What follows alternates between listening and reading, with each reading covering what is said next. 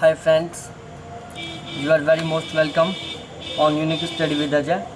दोस्तों, इस चैनल के ऊपर मैं नेट जरा फर्स्ट पेपर और ज्योग्राफी दोनों की बिल्कुल सिस्टमेटिक ढंग से क्लासेस चला रखा हूँ, तो आप मेरी ये सभी क्लासेस ज्वाइन कर सकते हो जो कि ऑलमोस्ट आपके लिए बिल्कुल फ्री है। तो देखो, आज हम आपके साथ डिस्कस करने वाले हैं नेट जेआरएफ के मॉडल पेपर के ऊपर जो अगस्त में होने वाला है। नेट जेआरएफ का पेपर, तो उसके फर्स्ट पेपर का मैं एक मॉडल पेपर लेके आया हूँ आज, तो उसके ऊपर हम डिस्कस करेंगे। लेकिन मैं उससे पहले आपको कुछ इन्फॉर्मेशन के बारे में दे देता हूँ।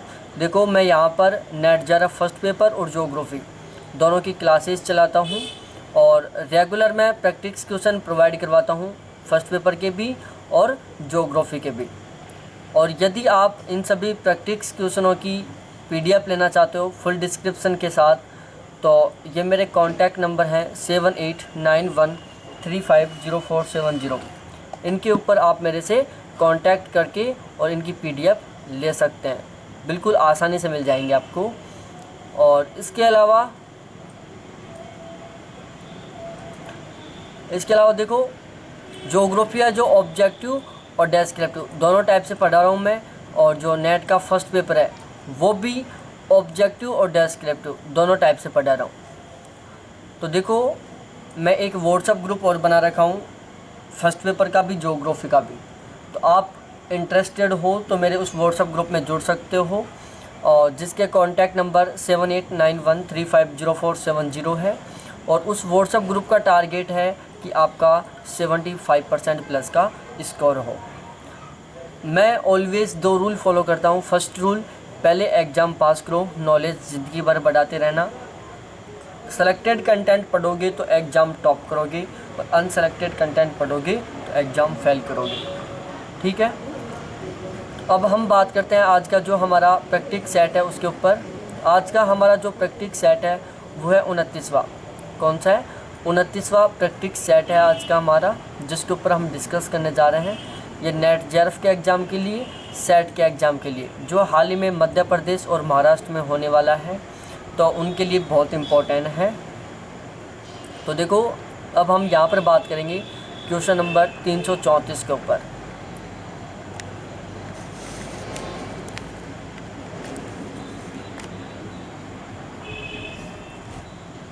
क्वेश्चन नंबर 334 पर डिस्कस करते हैं हम कि वर्ष 2022 तक पवन ऊर्जा से विद्युत उत्पन्न करने का भारत सरकार द्वारा निर्धारित लक्ष्य है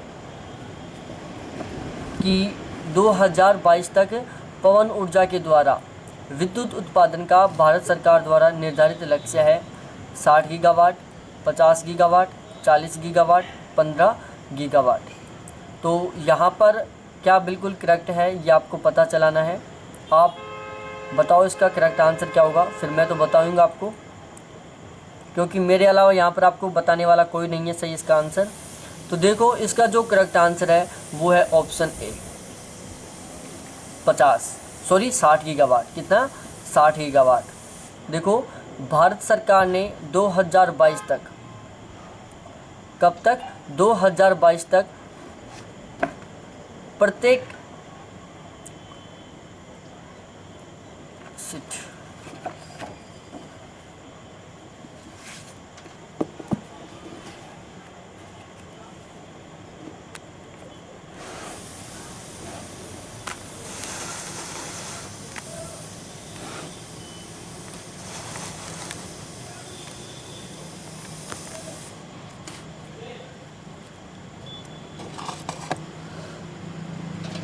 भारत सरकार ने वर्ष 2022 तक प्रत्येक परिवार को विद्युत आपूर्ति की घोषणा का जिक्र किया था, और इस लक्ष्य को प्राप्ति हेतु 2022 तक नवीकरणीय विद्युत क्षमता 4 गुना बढ़ाकर 175 गीगावाट करने का घोषणा की थी। कि भारत ने वर्ष 2022 तक प्रत्येक परिवार को बिजली आपूर्ति की घोषणा का जिक्र किया, और इस लक्ष्य की प्राप्ति हेतु वर्ष 2022 तक नवीकरणीय विद्युत क्षमता 4 गुना बढ़ाकर, कितना? 4 गुना बढ़ाकर। बहुत इंपॉर्टेंट बात है, यहाँ पर क्वेश्चन पूछता रहता है कि नवीकरणीय विद्युत क्षमता को कितना गुना बढ़ाने की घोषणा की गई है। तो हुए 4 गुना, और 175 गीगावाट करने की घोषणा की थी। अब 175 गीगावाट कैसे है? टोटल 175 गीगावाट है, जिसमें 100 गीगावाट सौर ऊर्जा द्वारा, 60 गीगावाट पवन ऊर्जा द्वारा, 10 गीगावाट जैव शक्ति द्वारा और 5 गीगावाट लघुपन विद्युत, जिसको हम जल विद्युत बोलते हैं, उसके द्वारा है। बिल्कुल आसानी से समझ में आ गया होगा, कुछ समझने लायक था नहीं यहाँ पर। और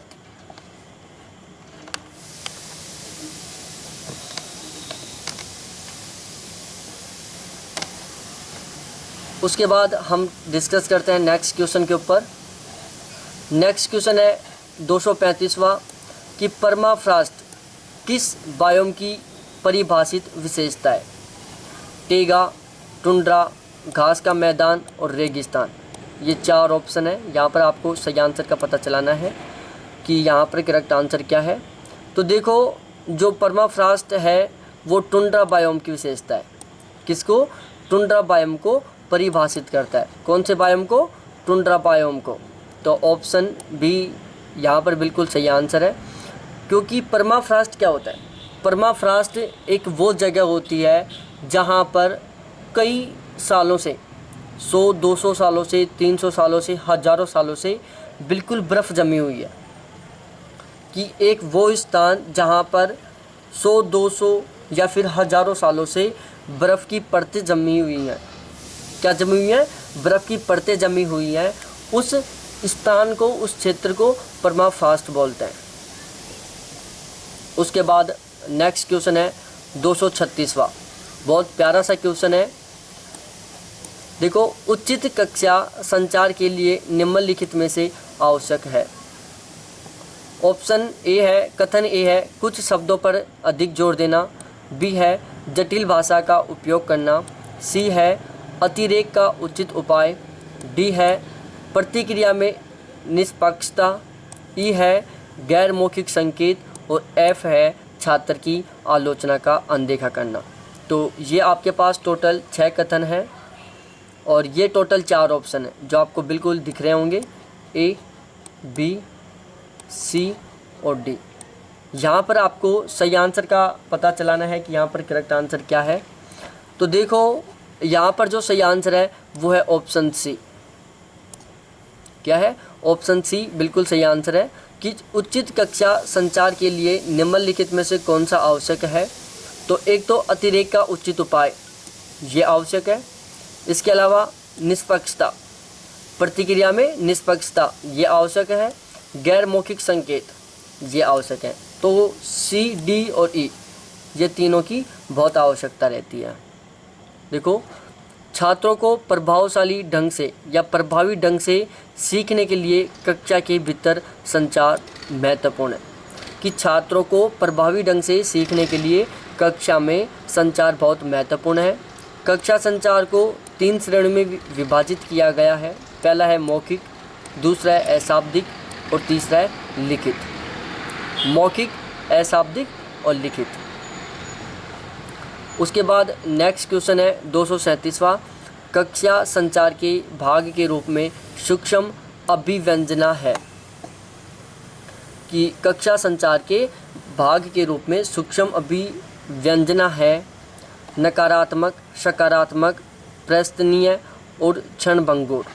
तो यहाँ पर आपको बिल्कुल सही आंसर का पता चलाना है कि कक्षा संचार के भाग के रूप में सूक्ष्म अभिव्यंजना है, तो वो है क्षणभंगुर। ऑप्शन डी 237वें का बिल्कुल सही है। और देखो, ध्यान रखना है, आप कितने क्वेश्चन सही करते हो ये कमेंट करके ज़रूर बताना, क्योंकि उससे आपका एनालिसिस हो जाएगा कि आपकी प्रिपरेशन किस हद तक सही है। ठीक है, किस हद तक आपकी प्रिपरेशन है।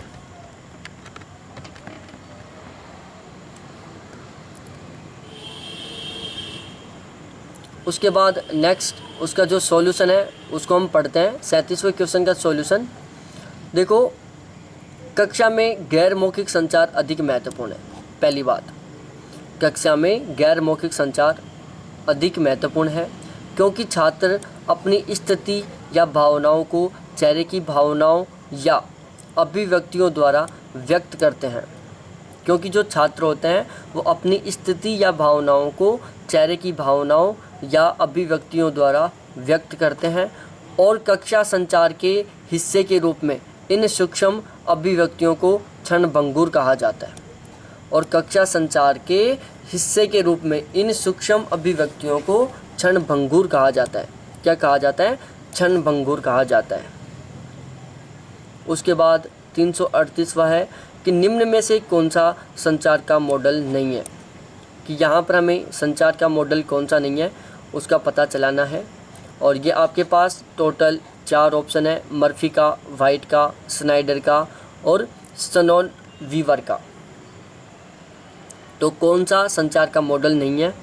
देखो, option B is right answer, कि जो स्नाइडर है वो संचार का मॉडल नहीं है। बाकी मर्फी का, वाइट का और शनॉन वीवर का, इन तीनों ने संचार का मॉडल दिया था। स्नाइडर एक इलेक्ट्रॉनिक कंपनी है। क्या है? एक इलेक्ट्रॉनिक कंपनी है। ठीक है, अब आ जाओ भाई नेक्स्ट क्वेश्चन पर। 239वां क्वेश्चन है, शानदार सा क्वेश्चन है। और दोस्तों, मैं नेक्स्ट क्वेश्चन पढ़ूँ उससे पहले आपसे एक रिक्वेस्ट है कि प्लीज़ चैनल के ऊपर नए हो आप तो इसको ज़रूर सब्सक्राइब करें और बेल आइकन को दबाएं, जिससे आप कोई भी वीडियो मिस ना कर पाएँ। और ध्यान रखना, आप यदि नोट्स बनाने की सोच रहे हो, नोट्स तैयार कर रहे हो, इनको लिख रहे हो, तो उसकी बजाय बेस्ट है आप इनकी PDF ले लो मेरे से, जिनके कॉन्टैक्ट नंबर मैंने बता दिए हैं। मैं वहाँ से आपको PDF प्रोवाइड करवा दूँगा। कक्षा संवाद के एक तत्व के रूप में नकारात्मक आलोचनाएं। कक्षा संवाद के एक तत्व के रूप में नकारात्मक आलोचना से ऑप्शन ए है भारी संवेदना, बी है औचित्य, सी है रक्षात्मकता, डी है हतोत्साहन, ई है सहायक श्रवण और एफ है टकराव सहानुभूति। जहाँ पर आपके पास ये 4 ऑप्शन है, ए, सी, बी और डी। इनमें से आपको सही ऑप्शन, सही आंसर क्या है इसका पता चलाना है। तो देखो, इसका जो करेक्ट आंसर है वो है option C. Option C is the right answer of this question, because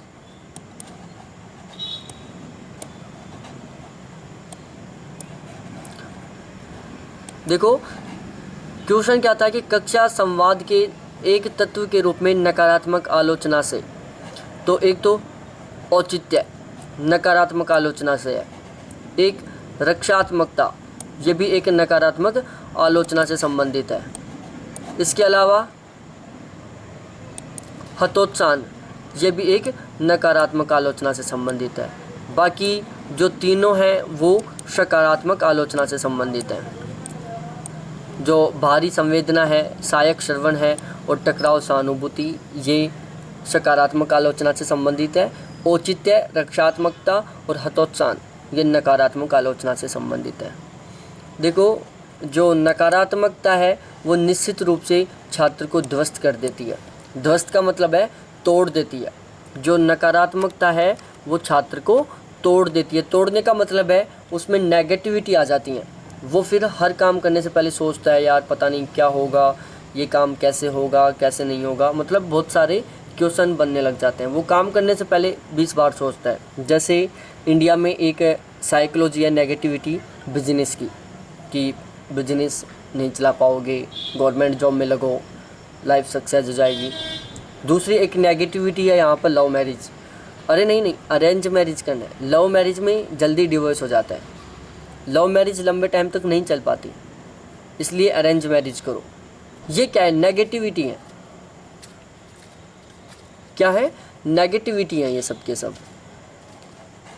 तो जो नेक्स्ट क्वेश्चन है 340वां,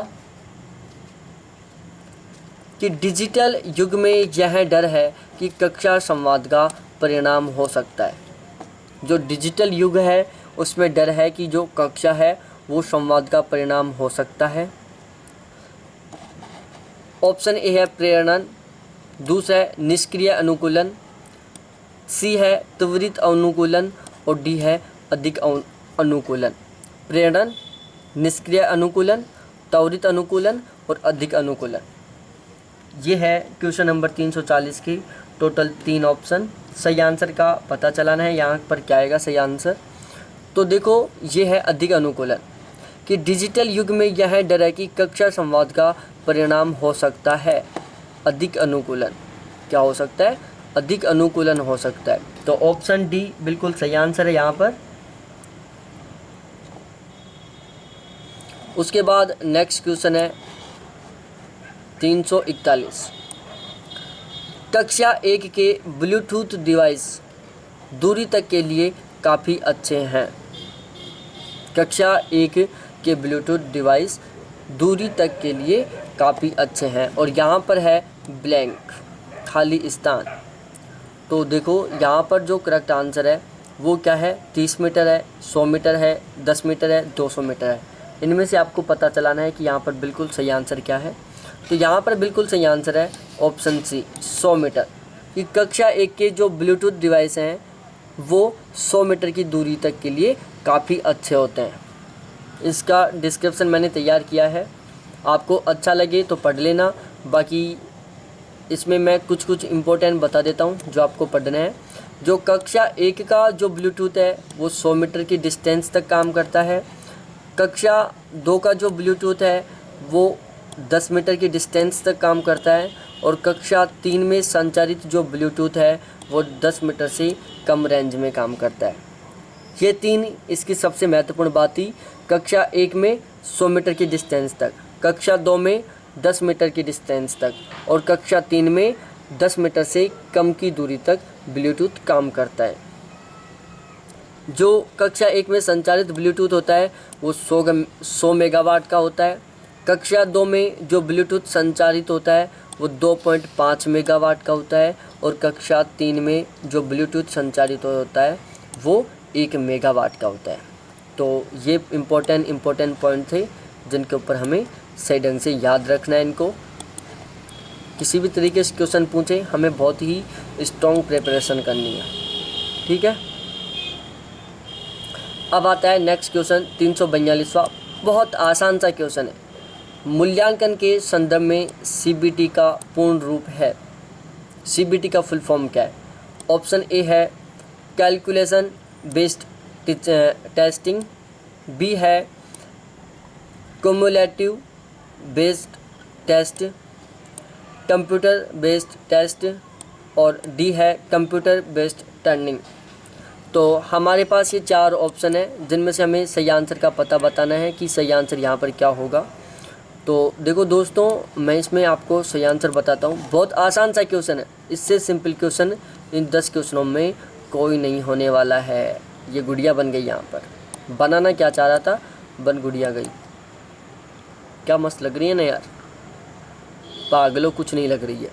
सीबीटी का फुल फॉर्म है, सॉरी यहाँ पर मैंने पागल शब्द का गलत यूज कर लिया, क्योंकि जब गर्लफ्रेंड से बात करता हूँ तो पागल शब्द बार बार यूज करता रहता हूँ तो वहाँ से हो जाता है। आप भी यूज किया करो, लेकिन मैं गलत बोल दिया यहाँ पर पागल, तो उसके लिए आई एम सॉरी। मूल्यांकन के संदर्भ में सीबीटी का पूर्ण रूप है कंप्यूटर बेस्ड टेस्ट। क्या है? Computer based test. उसके बाद आता है 343वां क्वेश्चन कि कौन सा एक पॉइंटिंग करने वाला उपकरण नहीं है? इंगित या पॉइंटिंग करने वाला उपकरण नहीं है। ऑप्शन ए है जॉयस्टिक, बी है टच पैड, सी है लाइट पेन और डी है स्कैनर। तो यहाँ में इनमें से कौन सा एक ऐसा उपकरण नहीं है जो पॉइंटिंग का काम नहीं करता है? बहुत आसान सा क्वेश्चन है, इतनी सिंपल क्वेश्चन है, सोच नहीं सकते आप लोग, ठीक है, सोचना भी मत। तो इसका जो करेक्ट आंसर है वो है ऑप्शन डी स्कैनर। स्कैनर का उपयोग पॉइंटिंग के लिए नहीं किया जाता, स्कैन करने के लिए किया जाता है। फ़ोन पे स्कैन करते हैं, कोई भी स्कैनर हो सकता है। 344वां क्वेश्चन है डाटा भंडारण के अधिक्रम में शामिल है। डाटा भंडारण के अधिक्रम में शामिल है। Option A byte bit field record file database. Option B है bit byte field record file database. C है bit byte field record database file. D है database file record field byte bit. ठीक है, यहाँ पर सही आंसर का पता चला हो आप कि डाटा भंडारण के अधिक्रम में शामिल है। क्या शामिल है बताओ आप। तो देखो, डाटा भंडारण का जो अधिक्रम है उसमें शामिल है ऑप्शन नंबर कौन सा, मैं बता दूं, ऑप्शन बी। आप क्या है, ऑप्शन बी बिल्कुल सही है। सबसे छोटी इकाई बिट होती है, उससे बड़ी बाइट होती है, उससे बड़ा फील्ड होता है, उससे बड़ा रिकॉर्ड होता है, उससे बड़ी फाइल होती है और उससे बड़ी डाटाबेस होता है। इसका सॉल्यूशन पढ़ लेते हैं। बिट स्टोरेज की सबसे छोटी इकाई होती है। जो बिट होता है वो स्टोरेज की सबसे छोटी इकाई होती है। इसमें 2 अंक शामिल होते हैं, एक 0 दूसरा 1। जो बिट होता है वो स्टोरेज की सबसे छोटी इकाई है जिसमें 2 डिजिट इंक्लूड रहती हैं, 0 और 1। उसके बाद हम बात करें एक बाइट, जो कि बिट से जस्ट बड़ी इकाई है जिसमें 8 बिट इंक्लूड रहते हैं। एक निबल में 4 बिट इंक्लूड रहते हैं। एक फील्ड, डेटा की एक इकाई जिसमें एक या अधिक वर्ण होते हैं। जो फील्ड होता है वो डेटा की एक ऐसी इकाई होती है जिसमें एक या अधिक वर्ण रहते हैं। उसके बाद हम बात करते हैं एक रिकॉर्ड। इसमें खेतों का संग्रह होता है। जो रिकॉर्ड होता है उसमें रिकॉर्ड रखा जाता है, वो खेतों का भी हो सकता है, दुकान का भी हो सकता है, ज़मीन का भी हो सकता है, मकान का भी हो सकता है। उसके बाद आती है फाइल। इसमें कई संख्याएं रिकॉर्ड होती हैं। कई संख्याओं का मतलब है जैसे दुकान की फाइलें, मकान की फाइलें, ज़मीन की फाइलें, बिजनेस की फाइलें। ये बिजनेस का रिकॉर्ड, जो एक फ़ाइल होती है उसमें कई संख्याएं रिकॉर्ड होती हैं, जैसे बिजनेस का रिकॉर्ड, दुकान का रिकॉर्ड, मकान का रिकॉर्ड, फाइल का रिकॉर्ड, खेतों का रिकॉर्ड। तो फाइल में क्या होता है, बहुत सारे रिकॉर्ड होते हैं। और उसके बाद होता है एक डाटाबेस। डाटाबेस में फ़ाइल रहती हैं जैसे मकान की फ़ाइल, खेतों की फ़ाइल, बिजनेस की फ़ाइल, ये सारी सारी। तो आपको ये बिल्कुल सही ढंग से समझ में आ गया होगा। तो प्लीज़ आप इन सभी क्वेश्चंस की PDF भी ले सकते हो, मेरे व्हाट्सएप ग्रुप में भी जुड़ सकते हो। ये कॉन्टैक्ट नंबर है और ये इनकी आंसर की है।